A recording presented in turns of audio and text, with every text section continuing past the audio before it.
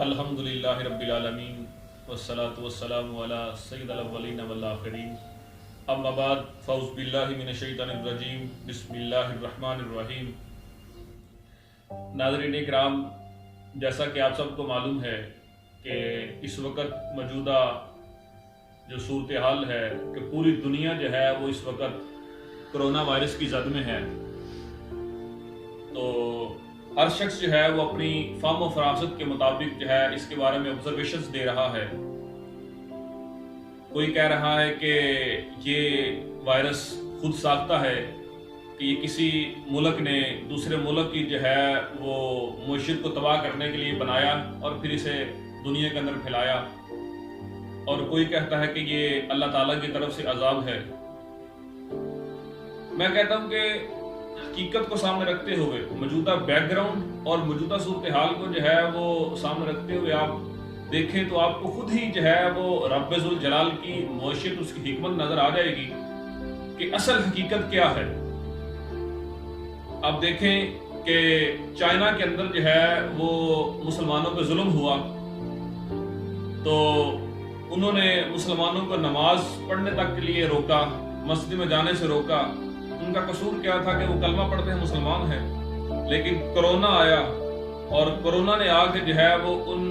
غیر مسلموں کو مجبور کر دیا کہ وہ بھی جو ہے وہ غیر مسلم ہونے کے باوجود جو ہے وہ نماز جمعہ کے لیے آ گئے، اور ان کا صدر جو ہے وہ مسجد میں آ کے امام صاحب سے کہتا کہ اپنے اللہ سے کہو کہ ہمیں بچا لے۔ تو یہ حقیقت دیکھے ذرا کہ مسلمانوں پہ ظلم ہوا تو کرونا نے آ کے اس طرف جو ہے انہیں جو ان کی مبذول کروا دی۔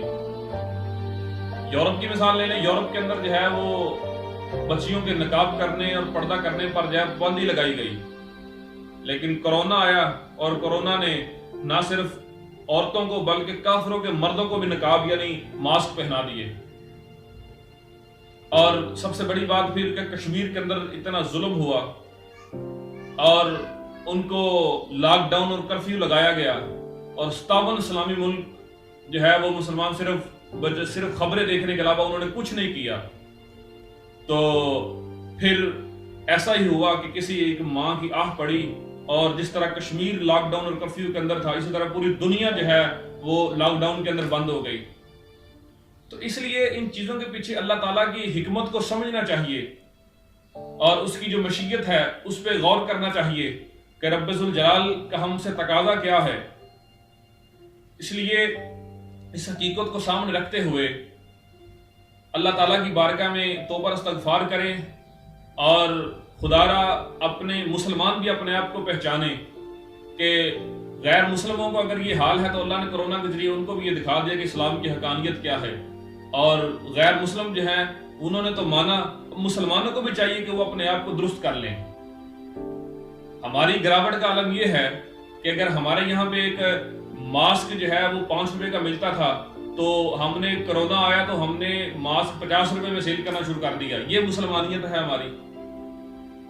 ہم نے اپنے گودام جو ہے وہ آٹا، چینی، دالیں جو ہیں وہ گودام ذخیرہ اندوزی کر لی،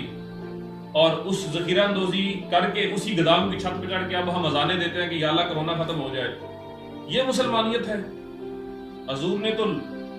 ملوم تک کہا، اعلان فرمایا ذخیرہ اندوزی کرنے والے پر۔ تو اس لیے مسلمانوں کو بھی اپنے اعمال ٹھیک کرنے چاہیے۔ اللہ تعالیٰ سے دعا کہ اللہ تعالیٰ ہمیں جو ہے وہ اس وبائی مرض سے، اس وائرس سے محفوظ فرمائے، اور مسلمانوں کو بھی اپنے اعمال درست کر کے